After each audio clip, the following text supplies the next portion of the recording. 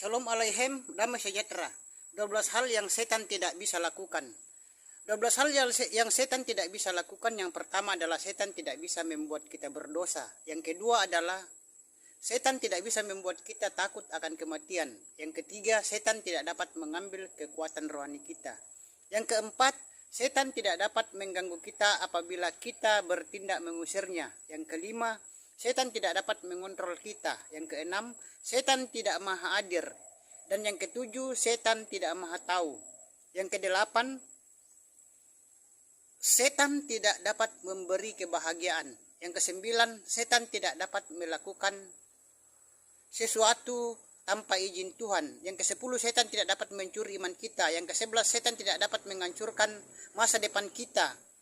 Dan yang ke-12 yang terakhir, setan tidak bisa menang. Itulah 12 hal yang setan tidak bisa lakukan. Sekian, sampai jumpa. Bapak yang memberkati.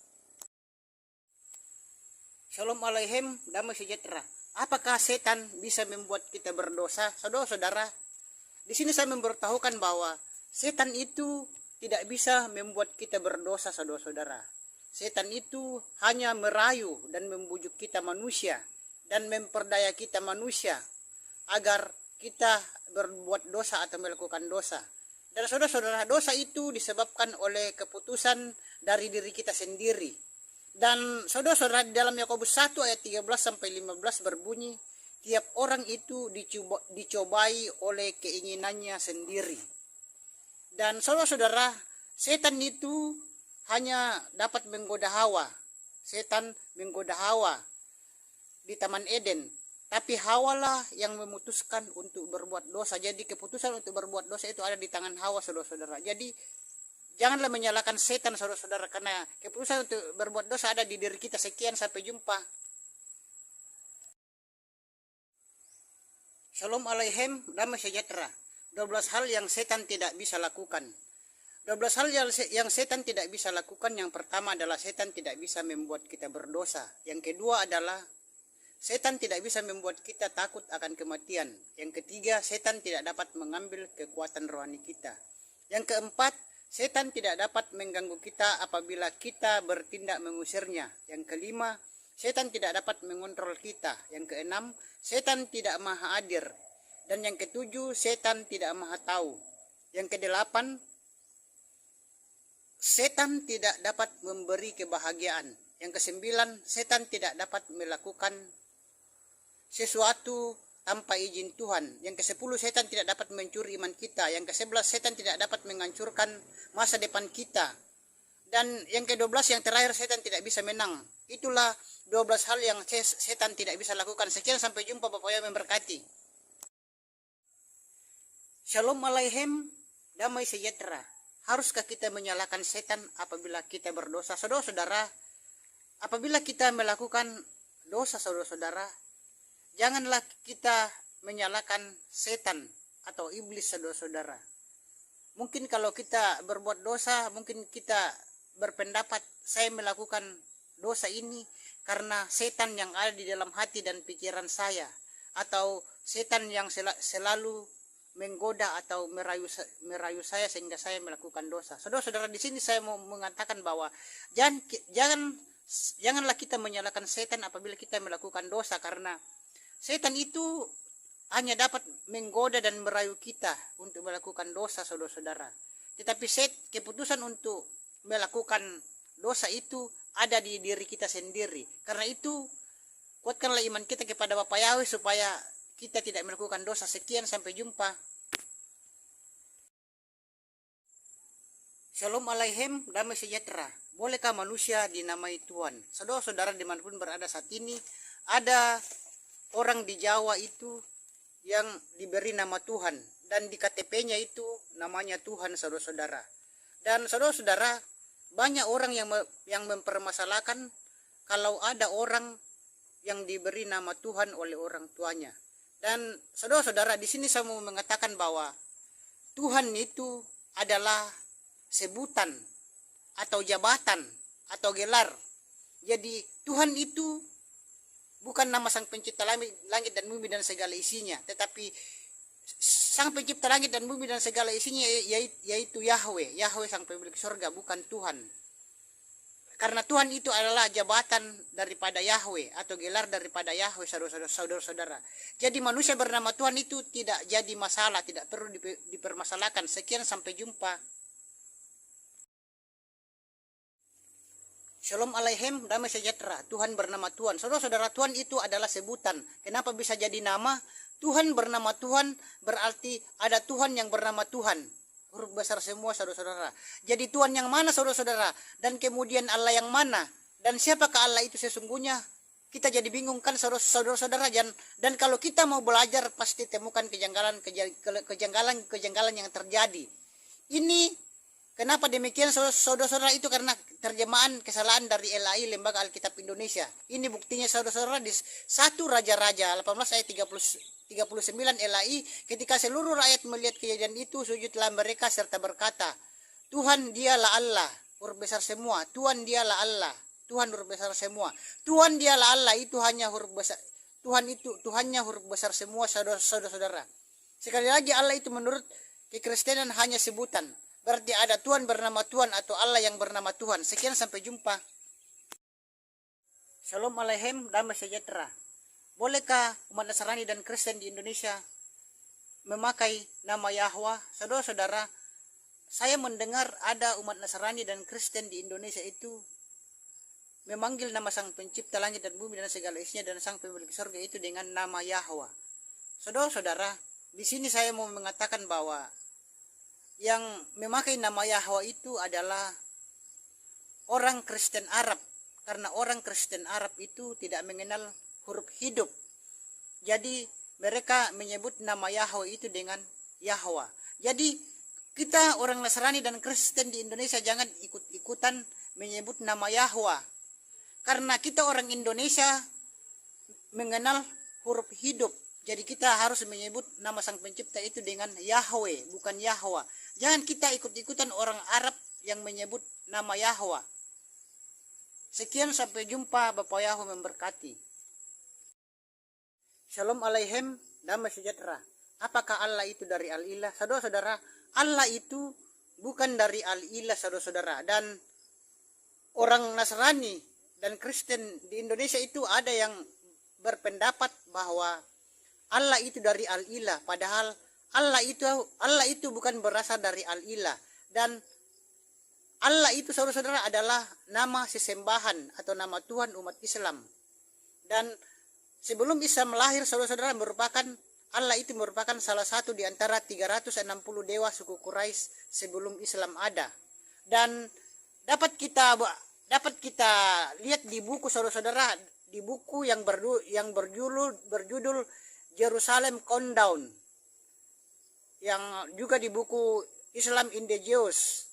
Dan kita bisa lihat juga di buku Passing Over, dan masih banyak buku-buku yang lainnya yang mengatakan bahwa Allah itu nama dewa atau sesembahan. Sekian, sampai jumpa.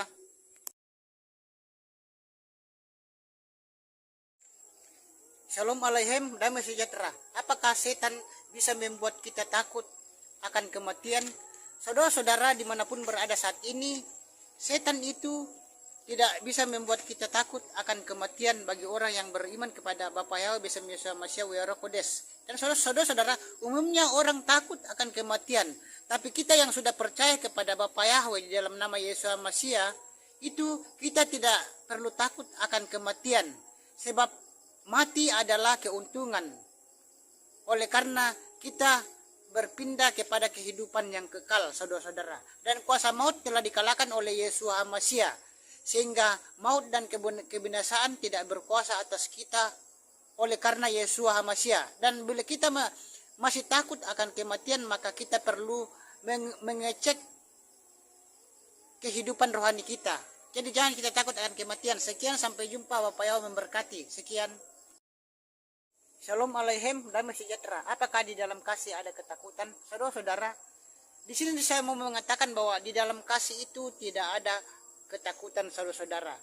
Jadi orang yang masih takut itu, orang yang masih dalam ketakutan, contohnya takut kepada setan atau hantu, takut kematian, takut untuk melakukan hal-hal yang benar, itu berarti kasihnya belum sempurna. Karena orang yang masih dalam ketakutan itu itu menandakan bahwa kasih orang itu belum sempurna. Dan di dalam 1 Yohanes 4 ayat 18 berbunyi, 1 Yohanes 4 ayat 18 berbunyi, di dalam kasih tidak ada ketakutan. Kasih yang sempurna melenyapkan ketakutan. Sebab ketakutan mengandung hukuman, dan barang siapa takut, ia tidak sempurna di dalam kasih. Sekian, sampai jumpa. Bapak Yesus memberkati. Shalom Aleichem, damai sejahtera. Bagaimana supaya kita sempurna di dalam kasih? Saudara-saudara, supaya kita sempurna di dalam kasih itu, kita tidak boleh takut, saudara-saudara. Karena orang yang takut itu mengandung penghukuman, saudara-saudara. Karena kalau kita takut itu, kita akan mendapat penghukuman. Kita akan mendapat penghukuman dari Tuhan. Jadi saudara-saudara, kalau mau sempurna di dalam kasih, maka janganlah takut, saudara-saudara. Di sini adalah janganlah takut untuk melakukan kebenaran. Jangan takut untuk janganlah kecuali kalau melakukan kesalahan. Shalom Aleichem, damai sejahtera. Bunyi 1 Yohanes 4 ayat 18. 1 Yohanes 4 ayat 18 berbunyi, di dalam kasih tidak ada ketakutan. Kasih yang sempurna melenyapkan ketakutan. Sebab ketakutan mengandung hukuman. Dan barang siapa takut, ia tidak sempurna di dalam kasih. Itulah bunyi Yohanes 4 ayat 18, saudara-saudara. Jadi saudara-saudara, kita sebagai umat Nasrani, Kristen dan Katolik, kita tidak boleh takut, saudara-saudara. Karena orang yang takut akan menghadapi penghukuman dari Tuhan.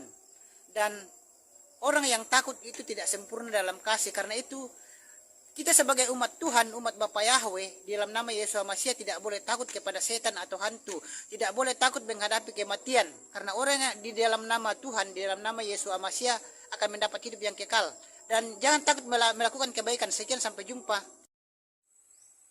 Shalom Aleichem, damai sejahtera. 12 hal yang setan tidak bisa lakukan. 12 hal yang setan tidak bisa lakukan. Yang pertama adalah setan tidak bisa membuat kita berdosa. Yang kedua adalah setan tidak bisa membuat kita takut akan kematian. Yang ketiga, setan tidak dapat mengambil kekuatan rohani kita. Yang keempat, setan tidak dapat mengganggu kita apabila kita bertindak mengusirnya. Yang kelima, setan tidak dapat mengontrol kita. Yang keenam, setan tidak maha hadir. Dan yang ketujuh, setan tidak maha tahu. Yang kedelapan, setan tidak dapat memberi kebahagiaan. Yang kesembilan, setan tidak dapat melakukan sesuatu tanpa izin Tuhan. Yang ke-10, setan tidak dapat mencuri iman kita. Yang ke-11, setan tidak dapat menghancurkan masa depan kita. Dan yang ke-12, yang terakhir, setan tidak bisa menang. Itulah 12 hal yang setan tidak bisa lakukan. Sekian, sampai jumpa. Bapak Yesus memberkati. Shalom Aleichem, damai sejahtera. Apakah setan bisa membuat kita berdosa? Saudara-saudara, di sini saya memberitahukan bahwa setan itu tidak bisa membuat kita berdosa, saudara-saudara. Setan itu hanya merayu dan membujuk kita manusia dan memperdaya kita manusia agar kita berbuat dosa atau melakukan dosa. Dan saudara-saudara, dosa itu disebabkan oleh keputusan dari diri kita sendiri. Dan saudara-saudara, di dalam Yakobus 1 ayat 13 sampai 15 berbunyi, tiap orang itu dicobai oleh keinginannya sendiri. Dan saudara-saudara, setan itu hanya dapat menggoda Hawa. Setan menggoda Hawa di Taman Eden. Tapi Hawa lah yang memutuskan untuk berbuat dosa. Jadi keputusan untuk berbuat dosa itu ada di tangan Hawa, saudara-saudara. Jadi janganlah menyalahkan setan, saudara-saudara, karena keputusan untuk berbuat dosa ada di diri kita. Sekian, sampai jumpa. Shalom Aleichem, damai sejahtera. Apakah setan bisa membuat kita berdosa? Saudara-saudara, di sini saya memberitahukan bahwa setan itu tidak bisa membuat kita berdosa, saudara-saudara. Setan itu hanya merayu dan membujuk kita manusia dan memperdaya kita manusia agar kita berbuat dosa atau melakukan dosa. Dan saudara-saudara, dosa itu disebabkan oleh keputusan dari diri kita sendiri. Dan saudara-saudara, di dalam Yakobus 1 ayat 13 sampai 15 berbunyi, tiap orang itu dicobai oleh keinginannya sendiri. Dan saudara-saudara, setan itu hanya dapat menggoda Hawa. Setan menggoda Hawa di Taman Eden. Tapi Hawa lah yang memutuskan untuk berbuat dosa. Jadi keputusan untuk berbuat dosa itu ada di tangan Hawa, saudara-saudara. Jadi janganlah menyalahkan setan, saudara-saudara, karena keputusan untuk berbuat dosa ada di diri kita. Sekian, sampai jumpa. Shalom Aleichem, damai sejahtera. Haruskah kita menyalahkan setan apabila kita berdosa? Saudara-saudara, apabila kita melakukan dosa, saudara-saudara, janganlah kita menyalahkan setan atau iblis, saudara-saudara. Mungkin kalau kita berbuat dosa, mungkin kita berpendapat saya melakukan dosa ini karena setan yang ada di dalam hati dan pikiran saya, atau setan yang selalu menggoda atau merayu saya sehingga saya melakukan dosa. Saudara-saudara, di sini saya mau mengatakan bahwa janganlah kita menyalahkan setan apabila kita melakukan dosa, karena setan itu hanya dapat menggoda dan merayu kita untuk melakukan dosa, saudara-saudara. Tetapi keputusan untuk melakukan dosa itu ada di diri kita sendiri. Karena itu, kuatkanlah iman kita kepada Bapa Yahweh supaya kita tidak melakukan dosa. Sekian, sampai jumpa. Shalom Aleichem, damai sejahtera. Bolehkah manusia dinamai Tuhan? Saudara-saudara, dimanapun berada saat ini, ada orang di Jawa itu yang diberi nama Tuhan, dan di KTP-nya itu namanya Tuhan, saudara-saudara.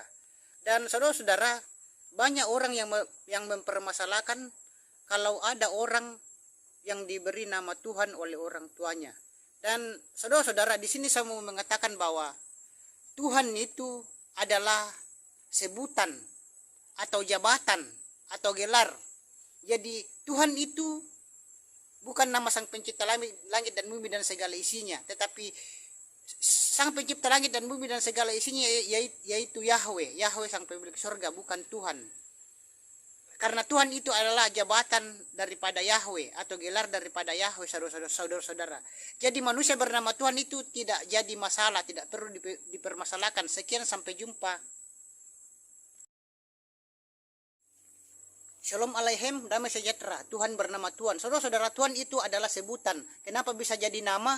Tuhan bernama Tuhan berarti ada Tuhan yang bernama Tuhan. Huruf besar semua, saudara-saudara. Jadi Tuhan yang mana, saudara-saudara? Dan kemudian Allah yang mana? Dan siapakah Allah itu sesungguhnya? Kita jadi bingung kan, saudara-saudara. Dan kalau kita mau belajar pasti temukan kejanggalan yang terjadi.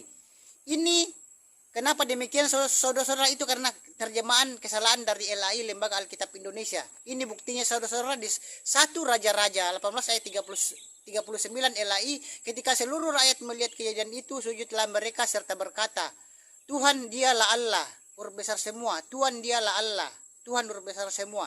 Tuhan dialah Allah itu hanya huruf besar. Tuhannya huruf besar semua, saudara-saudara. Sekali lagi, Allah itu menurut kekristenan hanya sebutan. Berarti ada Tuhan bernama Tuhan atau Allah yang bernama Tuhan. Sekian, sampai jumpa. Shalom Aleichem, damai sejahtera.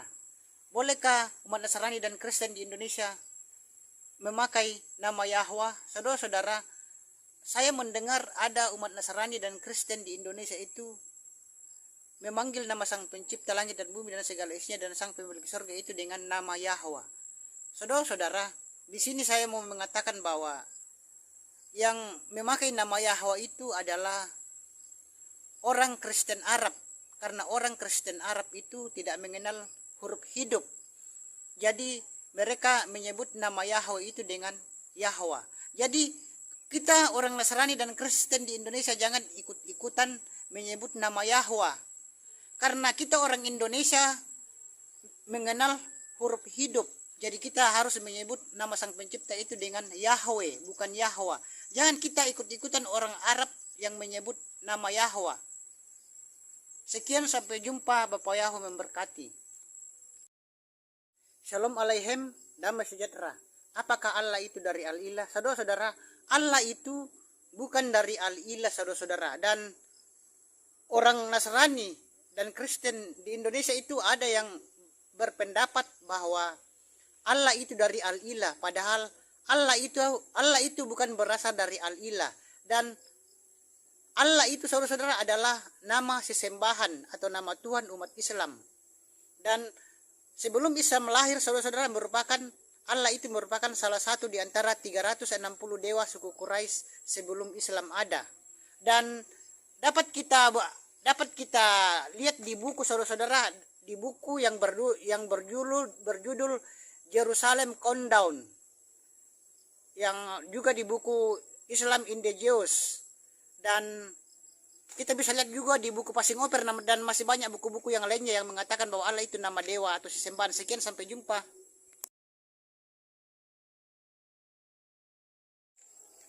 Shalom Aleichem, damai sejahtera. Apakah setan bisa membuat kita takut akan kematian?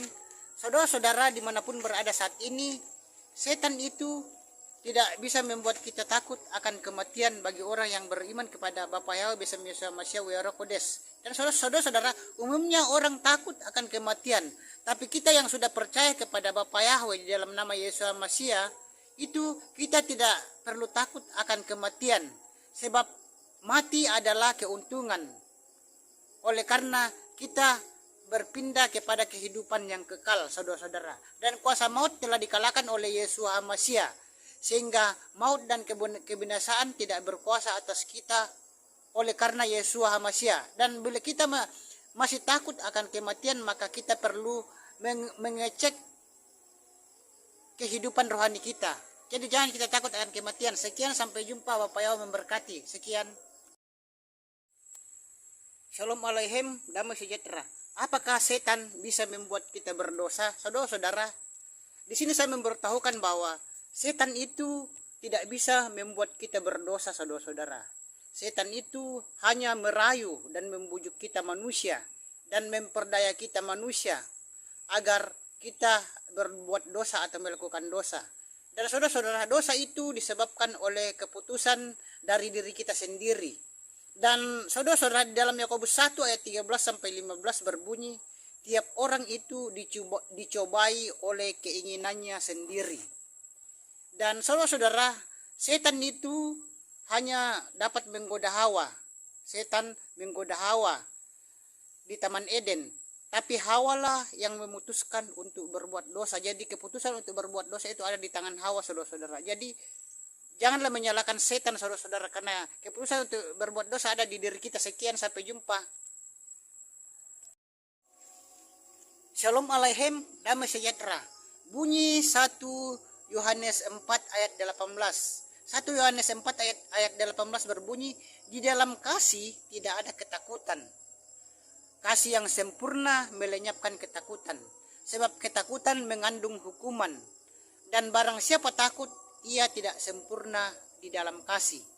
Itulah bunyi Yohanes 4 ayat 18, saudara-saudara. Jadi saudara-saudara, kita sebagai umat Nasrani, Kristen dan Katolik, kita tidak boleh takut, saudara-saudara. Karena orang yang takut akan menghadapi penghukuman dari Tuhan. Dan orang yang takut itu tidak sempurna dalam kasih. Karena itu kita sebagai umat Tuhan, umat Bapa Yahweh, di dalam nama Yesus Masya tidak boleh takut kepada setan atau hantu. Tidak boleh takut menghadapi kematian. Karena orang yang di dalam nama Tuhan, di dalam nama Yesus Masya akan mendapat hidup yang kekal.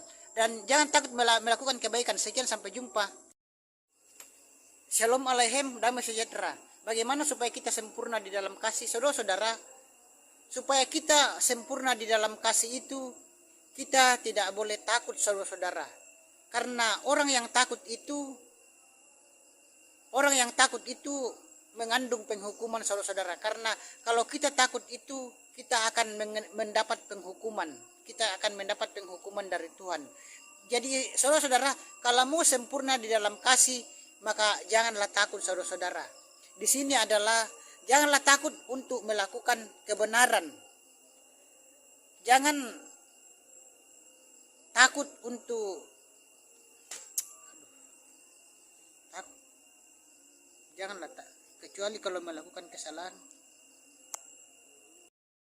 Shalom Aleichem, damai sejahtera. Apakah di dalam kasih ada ketakutan? Saudara-saudara, Di sini saya mau mengatakan bahwa di dalam kasih itu tidak ada ketakutan, saudara-saudara. Jadi orang yang masih takut itu, orang yang masih dalam ketakutan, contohnya takut kepada setan atau hantu, takut kematian, takut untuk melakukan hal-hal yang benar, itu berarti kasihnya belum sempurna. Karena orang yang masih dalam ketakutan itu menandakan bahwa kasih orang itu belum sempurna. Dan di dalam 1 Yohanes 4 ayat 18 berbunyi, 1 Yohanes 4 ayat 18 berbunyi, di dalam kasih tidak ada ketakutan. Kasih yang sempurna melenyapkan ketakutan. Sebab ketakutan mengandung hukuman, dan barang siapa takut, ia tidak sempurna di dalam kasih.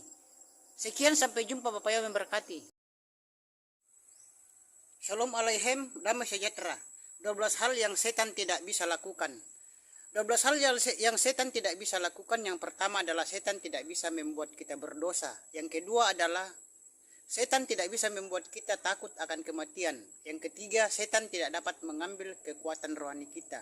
Yang keempat, setan tidak dapat mengganggu kita apabila kita bertindak mengusirnya. Yang kelima, setan tidak dapat mengontrol kita. Yang keenam, setan tidak maha hadir.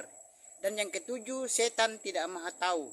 Yang kedelapan, setan tidak dapat memberi kebahagiaan.